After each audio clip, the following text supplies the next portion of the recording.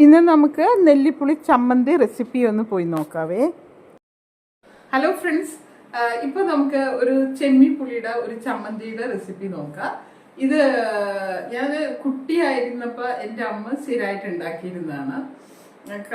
അപ്പോൾ എനിക്കത് വളരെ ഇഷ്ടപ്പെട്ട ഒരു ചമ്മന്തിയാണ്. അപ്പോൾ അത് നമ്മൾ വീഡിയോയിലൂടെ പോയി നോക്കാം. ഓക്കെ, ഇതിനു വേണ്ടി ഞാൻ എടുത്തിട്ടുള്ളത് 1 കപ്പ് തേങ്ങ, 1 ടീസ്പൂൺ മുളക് പൊടി, 1 പച്ചമുളക്, 1 ഇതള് കറിവേപ്പില, 3-4 ചെറിയുള്ളി, പിന്നെ 1-2 അല്ലി വെളുത്തുള്ളി, 1 കഷ്ണം ഇഞ്ചി, പിന്നെ 1/2 കപ്പ് നെല്ലിപ്പുളിയുമാണ് എടുത്തിട്ടുള്ളത്.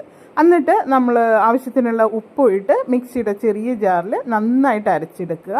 ഇത് ആൻറ്റി ഓക്സിഡൻറ്റ് റിച്ചും വൈറ്റമിൻ സി റിച്ചുമാണ്. നിങ്ങളെല്ലാവരും ഒന്ന് ട്രൈ. അപ്പോൾ എൻ്റെ അരി നെല്ലിക്ക അല്ലെങ്കിൽ നെല്ലിപ്പുളി എന്ന് പറയും, അതിൻ്റെ ചമ്മന്തി റെഡി ആയിട്ടുണ്ട്. ഞാൻ കഴിച്ചു നോക്കി, ഭയങ്കര ടേസ്റ്റ്, നല്ല സൂപ്പർ ടേസ്റ്റാണ്. അപ്പോൾ നിങ്ങളെല്ലാവരും ഒന്ന് ഉണ്ടാക്കി നോക്കൂ. Okay, bye bye.